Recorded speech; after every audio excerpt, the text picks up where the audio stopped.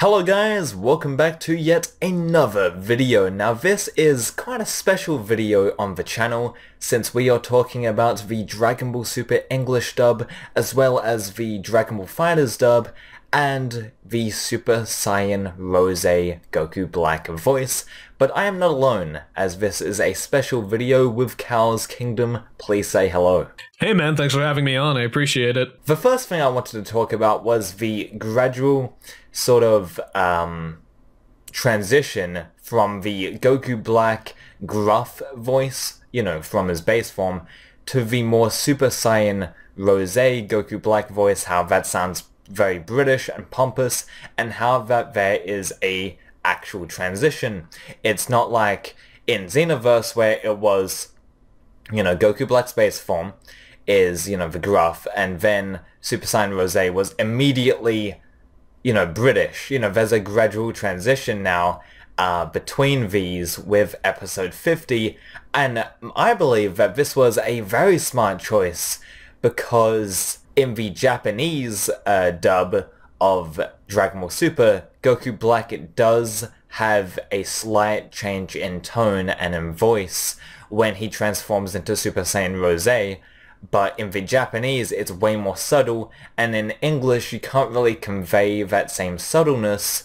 So what Funimation opted to do instead was have a gradual change from the gruff voice to the more British voice that we hear with Super Saiyan Rose, so I think it's a smart workaround to make things more consistent and just simply better for the overall product. What do you think, Cal? I would agree, although there are a couple things that I would clarify there. In terms of the gruffness and the bass voice that Goku Black seems to have, comparing it to Xenoverse and the dub, it's definitely a lot more cleaned up. While there's still some gruff there, it's definitely not overbearing. It's not the Dark Knight's Batman anymore.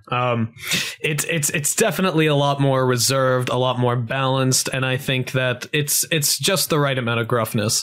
And as far as the gradual quote-unquote accent change, I think the one thing that people need to sort of keep in mind is that merely based off of what we've seen in Fighters, he does not seem to have a actual British accent. What I would say is that his enunciation is more sort of refined. It's more concise. Sort of akin to Vegeta's inflections, actually, because Vegeta does not have a just normal, quote unquote normal. I mean, what really is a normal American accent. He doesn't really have the same inflections that Goku does. Yeah. So I think that works well for a character like Goku Black. Since obviously he has the soul of Zamasu. It is Goku's body, but it's ultimately Zamasu's mind. So I think in terms of pure enunciation, that works perfectly. As far as what is changing gradually, I would say that at the very beginning of the Goku Black arc, I seem to have noticed that it was there was a little bit less of a refined accent there, but it seems to be gradually getting there as the episodes ensue with Goku Black in his base form. It's not really a change in the actual voice per se. It's more of a change in enunciating. His voice, the gruffness of his voice hasn't really seemed to change all too much, which I actually like. And I feel like I'm sort of overstating the gruffness here because, again, I want to preface it's definitely nothing like it was in Xenoverse, but as far as enunciation goes, it's definitely something that they seem to be transitioning just to sort of prime the audience more for Rose, which I think works quite well. I think if he has the same exact sort of dialect and pronunciation in the way he speaks prior to Rose, and Rose just becomes more of a tonal shift, I think it can work very, very well. Because in the Japanese version, Nozawa's inflections, or the way that she pronounces things, they don't change. However, what does change is her tone and the way she carries herself once she finally undergoes that first Rosé transformation. Now, the only time that we have seen Goku Black go from base to Rosé after that was during the tea sipping conversation with Zamasu, where he suddenly switches into Rosé just to sort of demonstrate his power. And if you'll notice, there is a little bit of a personality change once he goes into Rosé. He starts to seem a lot more eager and a lot more into the concept of squashing Son Goku and his friends. So I think the Rosé transformation definitely does carry its own personality shift. But that being said, I don't think it would justify having a complete accent change just by virtue of the transformation existing. I think what would be perfectly okay to change is Goku Black's general tone and Goku Black's just sort of his attitude and the way he carries himself and the way he speaks. I think if they maintain the accent, if the accent is consistent prior to when he attains Rosé, and if the tone itself merely shifts, then it can actually work quite well. In fact, I think it would probably work better than if his voice were to just completely 100% stay the same throughout the transformation.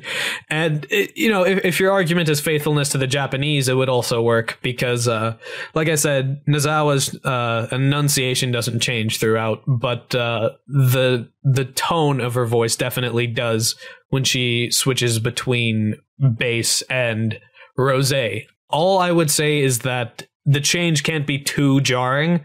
It has to be just subtle enough. And I don't think it's so much that the change, that level of subtlety can't be achieved in English. I think it has more to do with Nozawa's natural palate, because she is a woman. She can't exactly do this gruff texture on her voice. She's just not capable of it. So the male equivalent of that would just be a layer of gruffness. When she does it, her voice becomes a little bit, her voice is more groany. It sort of drones more. It's more smooth. It's more calculated when she's in Goku Black's base form.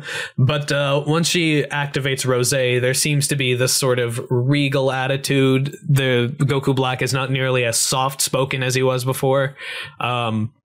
So, like I said, too long didn't read version. If they keep the enunciation the exact same, but change the tone between base and Rosé, I think it will work just fine. No, I agree with that, and I think that yeah, like as you said, like I personally believe it's like Sean Schemmel, like him doing the voice as Goku Black, it's a lot harder to convey that sort of pretentiousness without sort of bleeding into that accent. So instead of it being just Goku Black's base form, is gruff, and as you clarified, which I'm glad you did, it's not as bad as Xenoverse, but there is gruff. For the sake of argument and for the sake of just discussing it, Goku Black's base voice, it's the gruff version, and then the Super Saiyan Rosé is the British accent. So I'm glad I'm glad that rather than just a transition that's very jarring, which the change of voice and the change of tone is consistent with the Japanese, and it's faithful to the Japanese. My criticism of it is that it's jarring, while in the Japanese it's very subtle, so it's not as jarring. So in English, them having this sort of gradual transition throughout episode to episode, it's quite welcomed, actually. Like, we were talking about this while like before we recorded this, and like it's really welcome. It really is, especially compared to Xenoverse and Fighters, where like the voice is just like it just switches completely. So we're glad that there is a proper transition throughout episode to episode from Goku Black's base form until he goes into Rosé. But another thing I'd like to discuss is Sean Schemmel's explanation for the Rosé voice having an accent. Would you like to unpack that a bit? Real quick before we move on to that, I also wanted to preface that in Fighters, Goku Black's end screen, the sort of end screen animation, the cinematics that they give, he does actually de-transform, whatever the word for that would be, back into his base form, and the accent is actually still there. As of the time that this video is released, the best way to really describe Goku Black's voice currently in the arc, this is what, maybe the second episode that we've really heard him.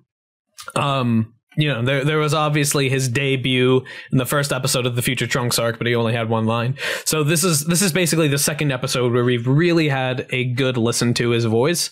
At this point, there's a faint gruffness in his voice, but also this faint eagerness that you would sort of notice in Rosé, and there's this subtle elitist accent in his voice that I've also noticed too. Like I said earlier, very comparable to Vegeta. Like you said, to get onto Sean's justification for it, I think that ultimately an actor's justification for the choices as they make in their performance, it's highly not only is it subjective, but it's also personal. It's something that you can safely reject as an audience member because it's not exactly relevant to you. So you know, as audience members, as people that are closely sort of looking at the series, we know that Zamasu's syndication with Goku Black doesn't literally exist, in the sense that, you know, the immortal Zamasu body and the Goku Black body are not literally linked beyond the fact that they just have the same soul. There's no tangible link between the two. I think what Sean, and this is just my interpretation of it, what it seemed to me is that Sean was describing what can be, in layman terms, it can be described as actor babble. Basically, it's meant to imply that the similarity between the two and their goals ultimately shape his performance as Goku Black. It doesn't really have to be the case that Rosé literally channels more Zamasu, because frankly, that's not the case. That's not what's in the series. I think it serves more of justification for his performance, which very well could be the same effect that Nozawa added, in which Goku Black Rosé sounds more regal, more pompous, and more confident once she transforms for the first time, as opposed to her previously sinister and creepy tone. Because that regalness, that pompousness, that confidence, all of those are traits that Zamasu exhibits. But while Goku Black no doubt would exhibit those traits, it doesn't really shine through until after he goes Rosé for the first time. So I think that sort of that tone in the way that Goku Black carries himself is going to consistently stay there once he fully activates Rosé for the first time.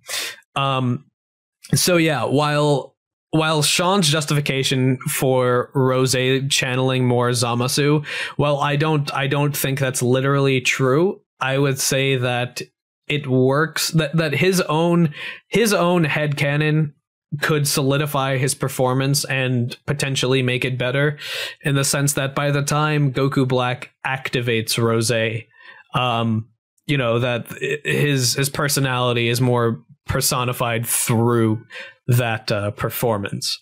Yeah, no, I completely sort of agree with that statement, man. And whatever Sean has to believe, or not even has to believe, just like whatever can get him through the day and, you know, give us a better performance, I'm all for it.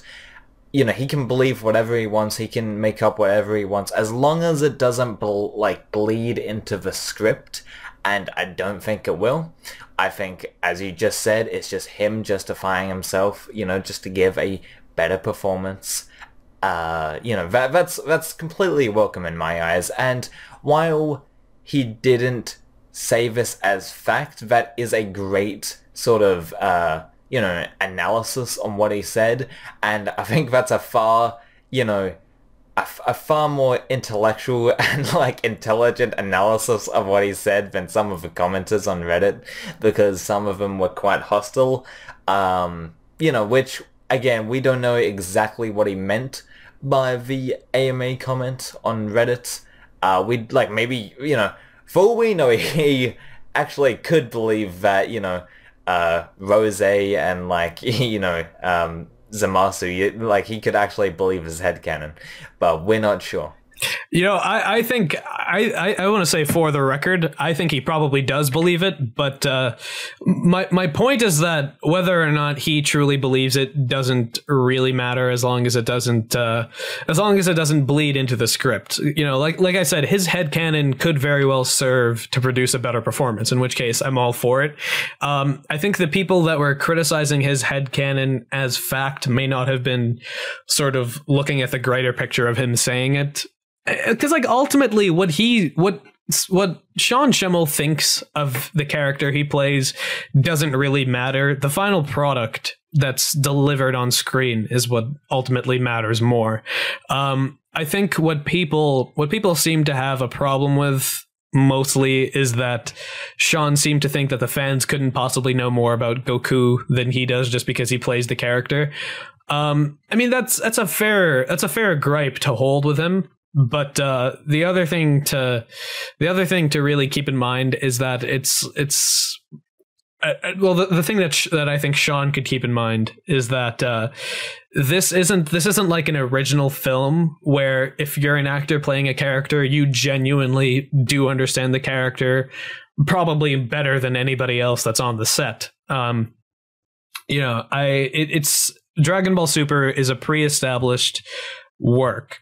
So there are bound to be fans that know the character better than Goku Black does, there are bound to be fans that understand Goku Black or even Goku better than Sean does, just by the pure nature of there are probably people that like Goku more. There are probably people that devote more time to studying Goku. There are people that have been watching the series longer, and that's not at all to throw shade at Sean. I think it's more of a result of the people working in production and the audience having this distinct sort of disconnect. So as far as Sean's own headcanon and his justification for how his performance as Goku Black is influenced by it, I think a good example to point to would be method actors. And that's not to say Sean Schemmel is a method actor, but method actors will frequently describe things that don't make any practical sense, but make sense to them in order for the sake of getting into the role. A good example is Daniel Day-Lewis. In our previous conversation, I was struggling to remember what actor and what role it was, but it's Daniel Day-Lewis when he was preparing for the role of Abraham Lincoln in the Steven Spielberg film Lincoln.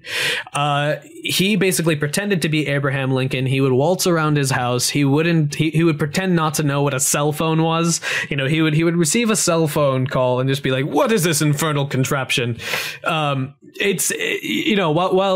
a more pragmatic person would argue that it may not be entirely necessary for an actor to do that, and while Abe Lincoln not knowing what a phone is didn't literally shape his performance, it's sort of how actors choose to get into character, because at the end of the day, what matters most and what's going to shape Goku Black's personality and Goku Black's character the most is going to be the script and how the actor is directed. Because the other thing people have to keep in mind is that at the end of the day, everything that comes out of an actor's mouth is by the will of the director. The only thing that truly worries me when it comes to Goku Black's performance is not even Sean. I think what it is if Chris Sabat wasn't there. And I mean that in the sense that Dragon Ball Super is different from Kai because Chris Sabat, to my knowledge, was the only director on Kai, and he was the most frequent director on Kai. Whereas on Super, he doesn't have time to direct every single thing. And I think when people mention Super being disjointed, this might, or they mention the dub feeling disjointed to them. I think part of the reason might be having two different directors constantly interchanging, because what I have noticed is that the Sabat directed episodes of Super are Kai tier, like just straight up Kai tier. Because he knows how to work with these actors. He's worked with them for a very long time. He understands the series arguably better than any other director that they could hire would, because he's been working intimately with the series for so long. So I think that's sort of, that's my thoughts on Goku Black, and I think that's how the voice could, and the performance could potentially be confident in Goku Black's voice. And I do think that if he had a problem with it, he would have changed it by now, because, you know, Chris is actually pretty in it. I trust Sabat's ability to sort of restrain Sean if he were to hypothetically go too overboard with a performance. I trust him to tweak it, and I trust that, given the fact that Sean and Chris are good friends, I trust that Sean is able to take the feedback to heart. So yeah, like I said, Sean's own justification for the changes he makes in his performance and the attributes of his performance, they're fundamentally irrelevant to the audience. It really only matters to Sean or any given actor that has to justify how to step into their role. So yeah, this is what I think the disconnect is. I think the audience is interpreting this as they're interpreting Sean's headcanon as sort of a factual explanation as to why Zamasu's voice or Goku Black's voice marginally changes. I think that's probably the wrong way to interpret it. I think the best way to interpret it would just be, this is how an actor is stepping into his role, and ultimately the only thing that really matters is the final product and how his own headcanon manifests into a serviceable performance in the end. Yeah, no, I mean, I think you hit the nail right on the head. That's a great way of looking at it. I believe that Sean's justification on Goku Black Super Saiyan Rose's voice won't bleed into the script whatsoever. And if it does, well, for community, you know, we'll certainly tell Funimation that, you know, they done fucked up.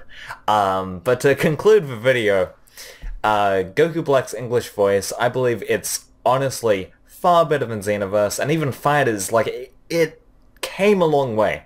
From Xenoverse 2, the pre-order DLC with Goku Black, to what we have now, the refined product in Dragon Ball Super. Goku Black's voice has certainly gone through many changes, but right now I believe it's absolutely great. And Cal, I think you would attest to that, like, it really is, like, very good. And the lines given to Goku Black, barring the first one, which you and I agree that, like, he threatened Trunks like 2-3 times, like, during one sentence. If you don't know what if you don't know what we're talking about, by the way, episode 47, check that out. The last lines in that dub from Goku Black, just, it's very interesting to say the least. But, yeah. But anyway, the Goku Black voice, what do you guys think about it in the comment section down below? Do you like the gradual turn to the Rose voice? Or would you like just a sudden transition like we have in Xenoverse fan dubs and other dub-related content, just talking about the English version of Dragon Ball Super? And he will be doing many more sort of mini condensed reviews and also full reviews of Dragon Ball Super's dub. The guy is very talented at what he does. Just please give him a sub on YouTube and follow him on Twitter also. He really puts in a ton of effort. So please rate, comment, and subscribe, and I'll see you later.